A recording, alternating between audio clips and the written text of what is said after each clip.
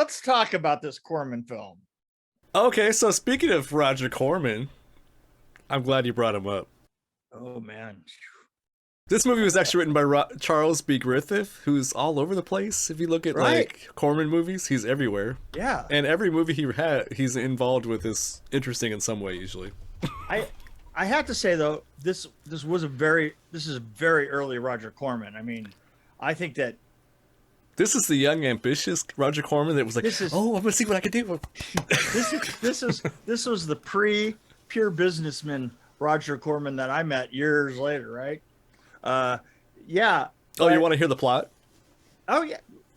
Do tell. So, I mean, this is what they had. A beautiful woman is sent back in time via hypnosis in the Middle Ages, where she finds she is suspected of being a witch and suspect to being executed. I read that horribly. Anyway, a pretty lady is sent back in time through hypnosis. This doctor says, "I'm going to hypnotize you and make you go back in time into your past life." And then he, really inopportune time where she was about to be executed for being accused as a witch. Right. He jumps But that's really not what it's all about. I think it's more about the doctor. Just saying. It is about the doctor. Totally. So why are they saying it's about the lady? I'm just saying. Anyway. Well. So whoever wrote that is an idiot, but it wasn't me. It was such. I don't want to say that it's a bad film because it's not even a film. It's more than a film. It's like a play. You know what? I turned to Paula and I said, you know, this is like if William Shakespeare had to work nights at dollar store. I thought you were gonna say this is like William Shatner before he made it into TV. Yeah. It was strange because it was written in a Shakespearean.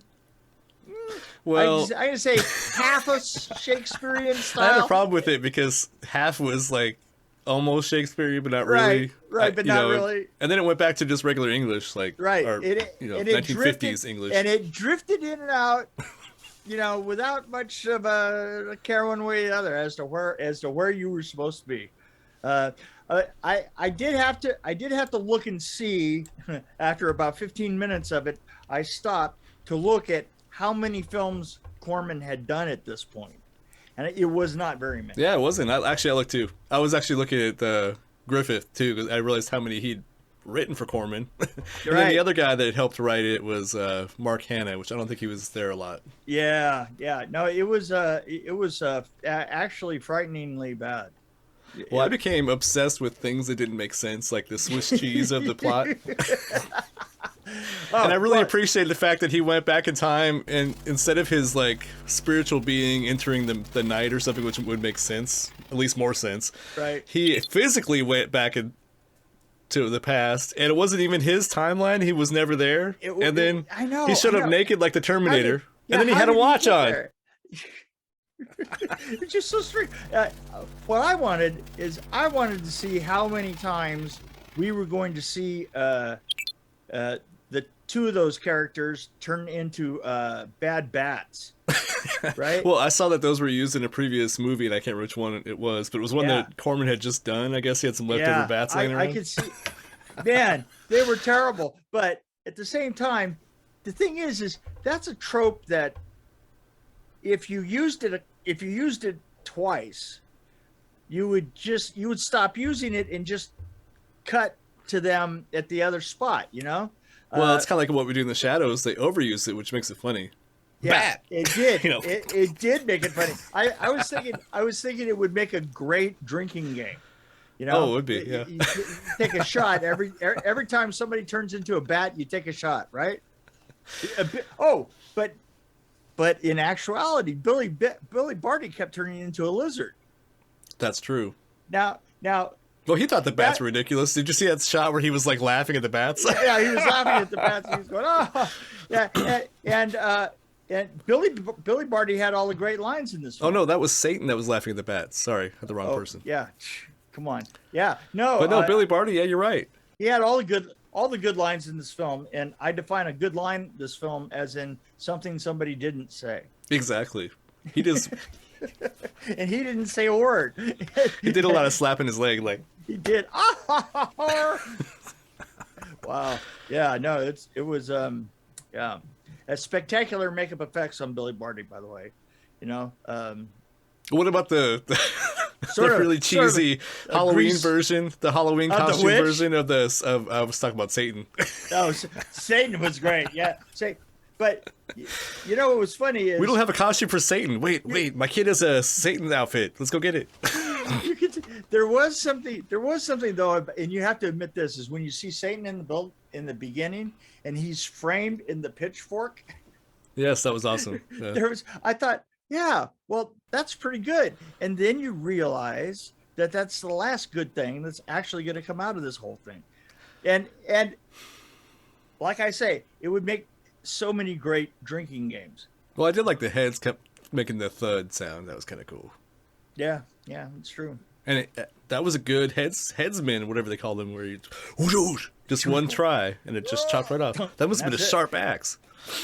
Yeah, because I think back in the day they probably had to hit it a few times for it to. Yeah, you would think. It's pretty bad. You would think that the great steel edges hadn't been invented yet, right? You know, so. You had to have a really strong person. You would do what you could with what you had. There was another thing that was really bothering me was the fact that this doctor didn't give a shit about the prostitute at the beginning. He was just like, "Oh, we picked her because she doesn't matter," basically. And then suddenly he wants to go save her. I'm gonna go back and save her. And then he didn't care about her when he was. They showed him back in time with her, and he was actually literally saying, "I don't care what happens here." You know, one thing that you do have to admit is that whoever was casting it medefinitely had a type. Yeah. Oh, absolutely. Oh, the mean breasts. I have to say this right here is two women sporting the breasts of four women. And there was kind of like. It's amazing because they didn't. Well, that was Allison Hayes was the one that had me mesmerized. They didn't seem to have great special effects, except for the ones that held their breasts up. Well, they had those. What do they called them back in the day? Rocket bras. Rocket bras. Oh man, they were. But when Allison Hayes came out, she was Livia the witch, and I was like, she has me entranced. Yeah, no, she was. No, but she had a way of walking around the stage too. She kind of like. Took her time, which I appreciated. There was something about her that was so, and let's face it, we have seen her in an awful lot of films. Yeah. Well, don't you think she kind of stole the show in a way, I think? Oh, absolutely. Yeah, for me she did. Absolutely. You know, every time she was on screen, you couldn't look away. And the way she turned into a cat was amazing. And only 90% of that was their breasts. and the transition from cat where she wasn't even like facing the same direction as the cat. Right. Yeah. It was good. It was just, you know, that's the true Corman instinct there. You know, it's like, we got it shot. Yeah. Well, they shot this. I was looking at here's some trivia. They shot this in 6 days and all the sets were built in a converted supermarket. And I was wondering, like, were people still shopping in the background or was, like, were they have a big curtain up? Yeah, because there was a particular set that was so bad, and it was wobbling all the time. You know the stone wall. Yeah, it's the stone wall, and there's one point where he hits the stone wall, and I swear to God, I thought, oh my God, that thing's gonna go over, because it really looked like it was like as he hit it, you could tell that he kind of pushed away from it because it went with him. That couldn't have felt very good, you know. It's like, There's a production assistant behind it trying. No. Don't want to hit the lady buying melons back here. You're gonna need more than Billy Barty on the other side of that sucker. Actually, I did like the modern dance routine with the. You know what? I pointed that out to my wife. It. I pointed that out to my wife. We were watching it together, and the dance routine comes up, and I said, "Well, how do you like that?" Those three dancers actually choreographed something, and they actually kind of showed some dancing talent. which surprised the hell out of me. You know what that was? That was like the producer was dating a dancer, Right? And she yeah. brought a troupe with her. She brought the troupe with her. I totally thought that. I thought, oh yeah, no, this is exactly what happened. You know. But we'll crowbar it in somewhere. We'll figure it out. Yeah, we're gonna figure it out. It was literally crowbarred in there. Actually, I take it back. Allison Hayes was my second favorite. My first favorite was the guy that played the Smolkin, the gravedigger. Oh, which was yeah. Mel Wells. Yeah. No, I thought he was awesome. He was awesome, and he is quite a thespian, because I've seen him before in a lot of like period pieces back then, you know, and almost every time there was something that came up that was Shakespearean, they had him in there because he really had the voice down and everything, right? Yeah. Oh, this guy's telling me back here. He's telling me. Yeah. Yeah. Okay. You got it. Yeah, I think so. No, well, if he won't shut up. Okay, so basically what he was saying was he liked how they built tension with the pencil breaking, which I think was used later on in was it Pink Panther with the police chief was like the police chief. Yeah, right. Exactly. Every time I had to say, it was at best, you know, a C+ version of it. You know, he was a little bit, you know, it was unrehearsed. It was unrehearsed. It was, you know what it was? It was almost like he thought that he had to act the breaking of the pencil. And anybody that's done breaking of the pencil gag knows that the pencil is what does the work for you. Yeah, exactly. Well, I think they probably only had one pencil, so he was probably really nervous because they had a really low budget. Yeah, and they took it away from the carpenter, obviously. Well, I would have done this. I would have been like, give me a reset on the paper. How many resets we're going to have to do? I don't have a lot of paper. Oh, wait. What am I doing here? Let me see.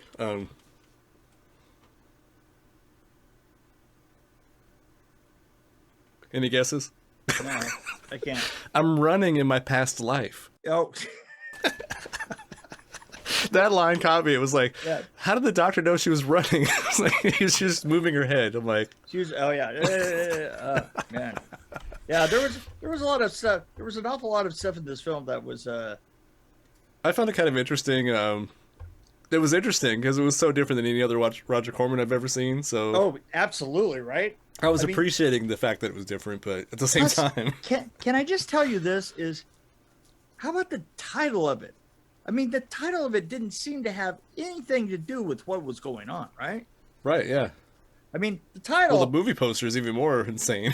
Yeah, I mean, the title totally says this is a zombie film, right? Which, by the way, the Misfits, a band that I used to like a lot. It's like a punk band. They actually used the poster that you see with the skeleton and they used that on one of their albums. I can't remember which one it was. Oh, wow. But well, now you know where it came from. Yeah, it's weird, but the poster doesn't match anything. Just the whole thing, the whole title, nothing really goes together. Feel of it, well, even the way the Olivia, the evil witch, was dressed, it didn't really go with her character that much. Yeah, it did. Well, she was a little too glamorous. I don't know. I was going to say, it was a glam 50s outfit. But did you see the other witch? I mean, there was a spectrum there. Yeah, there was the witch spectrum. By the way, the good witch wasn't looking so good. No. But the bad witch. Right. The bad witch looked good. What did they say? The good guys finished last. Yeah. Thank God. I know. Yeah, actually, what ruined it for me is as soon as it was the turning point was when Satan showed up, and he was just like, oh. I don't know, but anyway.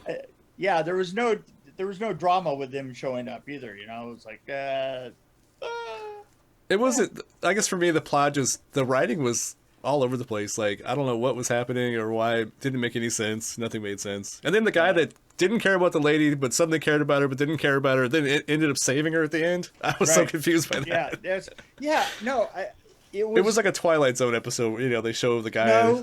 No, it wasn't, because all the Twilight Zone episodes were very clear about what they were doing, and that was the problem here. Yes. Now it definitely could have been in Outer Limits. Or what was that show that guy, was it Vincent Price? Somebody, Night Gallery. That's what I'm trying to think of. Oh, that didn't make any okay. sense usually. Yeah. Well, yeah. It's, you have to be Boris Karloff. movie blind to be in the middle of a film and get lost. It was pretty damn weird. I don't know what I give this. Pretty low rating probably, but I don't know. It was way too long for me. It was, the story didn't make any sense. I like the dance routine. This could have been like a good short film probably. But it could have. I think it was fairly long. I think it was a minute. It was an hour and 40. An hour and 40 or something like that. And you could have taken 20 minutes out of this and never missed it. I was regretting. I should have found this on YouTube because I was watching it on I don't know. I think it was Tubi or something. And I was watching on my TV. And I couldn't fast forward it. So I was like, oh, I should have watched it on YouTube and watched it at twice the speed. Yeah, it deserved it. It really deserved it. I actually watched the whole thing, which is pretty rare for me. Just a really a dumb, really badly put together film. Well, this took me 2 tries. I watched it one night. I was really tired, and I fell asleep in the first 10 minutes. So I said, well, I'll try again tomorrow. And it didn't get any better, did it? And then I made it through the second time. But yeah. I think my advice to anybody who's thinking about watching this is like, it's nothing but Sunday supplemental nonsense is what I would say about this. Yes. Yeah, you know what? It might... As the guy said in the movie. Let it run in the background, because every time you're going to look, it isn't going to make any more sense than it actually would if you saw the whole thing. Yeah. Well, listen to that spirit inside yourself. And maybe it says, run away! It is not a zombie film. That's another thing. That's if, as a public service, public service, we have to point out that this is not a zombie film. I'm going to give it a 2 rating. And the only reason it gets a 2 rating is because of the 4 breasts compressed into 2. I kind of agree with that. I give it a 2, but I also give it a 2 because of the modern dance routine and the fact that they shot it in a supermarket's pretty impressive to me. So there you go. Yeah. And 6 days. I mean, that's a for an hour and a half. Wait. I was shooting on the Corman lot. Mm-hmm. Now, I remember that's told me that story about, right? Yeah, where he just strolls in and he strolls in and he's sitting there and he's writing a script and he's writing a script on our Mole Man set, and I'm closing up and we're going to be shut down for 6 days, right? And I'm closing up and I literally go to this guy and I have no idea who it is, and I say, man, I have to close up because everything's closed up for 6 days here. And he goes, he says, that's all right. I'll close up for you. And I go, well, is that okay? And he says, well, hi, my name's Roger. And I kind of got the point then that this was the guy who owned it, Right. everything. And I said, fine, it's all yours. And he says, by the way, I really like this set a lot. Oh, cool. What I didn't know. Did it show up in one of his movies? Yes. That's what I didn't know, is the film that he was writing was going to be typed up that night. And they were going to start filming tomorrow. And they finished it before we got back in 6 days. So that's conception to completion. That's amazing. In under 6 days right there. So, I mean, that film couldn't have done better than that. Well, I want to know what that is now. I want to watch it. Yeah, I have to do some research. I have no, I guess you could go back and date the film. Yeah. And there's so many though.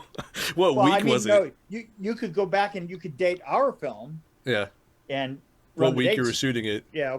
And see what's released within that period, and But if he was doing a movie every 6 days, which was kind of what he was doing. That's what he was doing. That's literally what. You know what we used to say?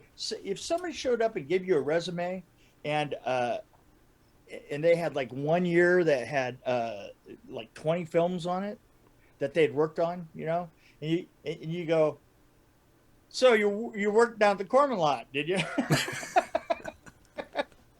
Because that's what he did. He did films in 6 days. Well, he has some good stuff. I like some of his stuff. I really like Piranha. the thing is, well, yeah, that's true. And Prana was probably before he was doing that kind of what he was known for. I mean, he had two distinct periods. He had the period where he was a director, or he had three distinct periods. He had a period when he was a director, a period when he was a producer. That's the Prana period.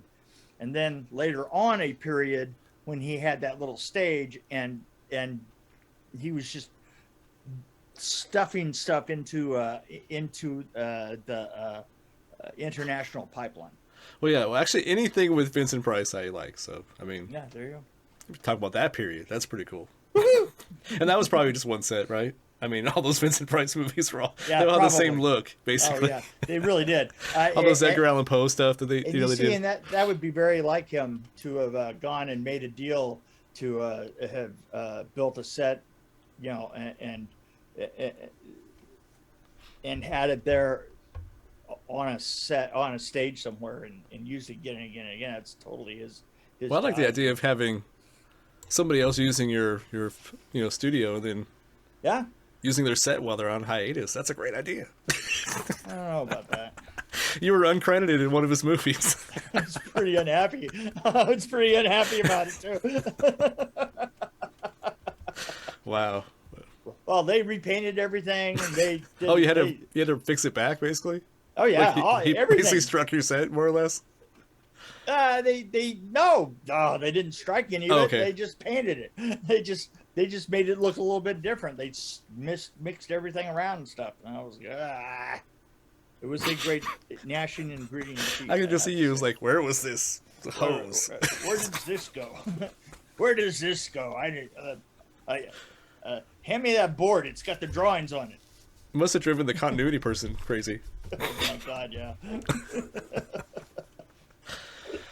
Well, anyway. Continuity persons like this. Well, I would just work for Corman because he obviously doesn't care about continuity. Obviously. The cat's facing this way, and she turns into a witch Right. facing this way. Hey, as Jack Shoulder used to say, continuity is the hobgoblin of small minds. That's a really good quote. That's it's words to live by. Well, anything Jack Shoulder says, I would probably take, Bing and write bang. it down. That's right. Professor Shoulder, as he's called by the young people. By all those young kids out there, little shit.